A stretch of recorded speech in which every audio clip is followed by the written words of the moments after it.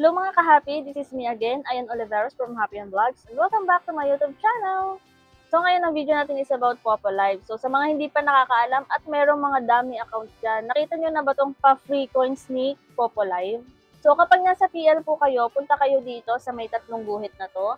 And then, scroll down lang kayo, makikita nyo yung apat na free coins. Tapos, i-click nyo lang yung go and then may ads po na lalabas. Tapusin nyo lang yon. And then, may makiklaim kayo na 100 coins. And then, after 5 minutes po, ay may makiklaim ulit kayo. Basta, i-go nyo lang po and then panoorin nyo yung ads. Kailangan tapusin nyo yung ads. And then, i-claim nyo po ulit. Every 5 minutes po siya. So, okay din tong paano ni Popo ngayon kasi sayang din yung 400 coins, di ba? Bukod pa yung makiklaim natin na 200 coins kapag natapos yung 15 minutes na task sa PL. Ito po ay para sa mga dummy account or mail account po ha. Wala po ito sa mga main account natin, wala ito sa mga female account. So kapag may mga ganyan kayo mga B, ay tsagain po natin kasi sayang yung mga coins.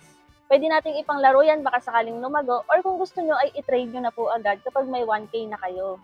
Para sa mga beginners dito kay Popo Live, marami pong ways para magkaroon ng free coins dito. Ayan, i-claim niyo po yung mga treasure box sa Party Live. Every 5 minutes po, meron po kayo makiklaim yan. Mas okay mga B kung konti lang yung nakaupo or madaling araw kayo upo para yung makiklaim mo dyan is 40 coins. Pero minsan is swertihan na lang din talaga.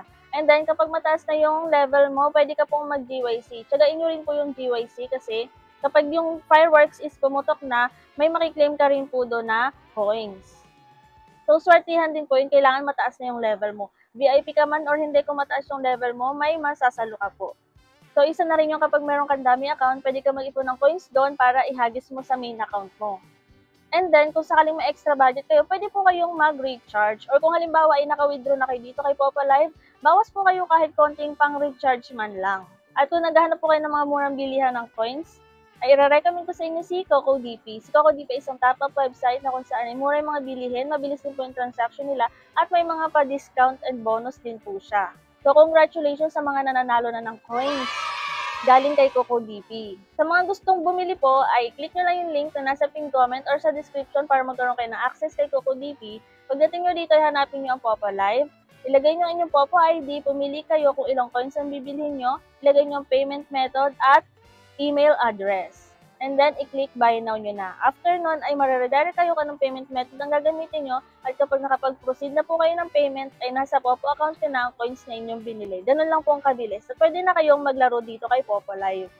Sa paglalaro dito kay Popo Live, tulad ng mga play lucky or gamble, dapat po is aralin natin or makuha nyo yung technique. So, minsan kasi istambahan lang din talaga. Pero pag alam nyo na yung hagis nyo is walang balik, mag-stop po muna kayo kasi baka maubos na yung coins nyo. Pero kapag na-feel nyo naman na laging may balik, go lang po kayo ng go kasi minsan nananalo po talaga. So kapag dire-diretsong wala siyang balik, stop po muna kayo. Ganon din sa mga games niya. Kapag walang bigay is mag-stop muna. Kasi siguro maraming naglalaro sa time na yun parang nagkakaagawan ng panalo, di ba? So yun lang mga B, in-inform ko lang kayo na may bagong pa-free coin si Popo ngayon. Itong video na to ay para sa mga beginners, okay? Kaya kung baguhan ka, pwede ka po magtanong, pwede ka mag-comment, or check yung playlist ko about Popo Live. Baka sakaling yung mga tanong nyo ay may sagot na po doon yan. Pwede kayong mag-comment, sasagutin natin hanggat kaya natin sagutin yan mga B. So willing to help naman po tayo para sa mga beginners, para hindi sila maligaw-ligaw dito sa application. So yun lang for today's video at kung hindi ka pa nakasubscribe ay mag-subscribe ka na para updated ka sa mga susunod kong videos.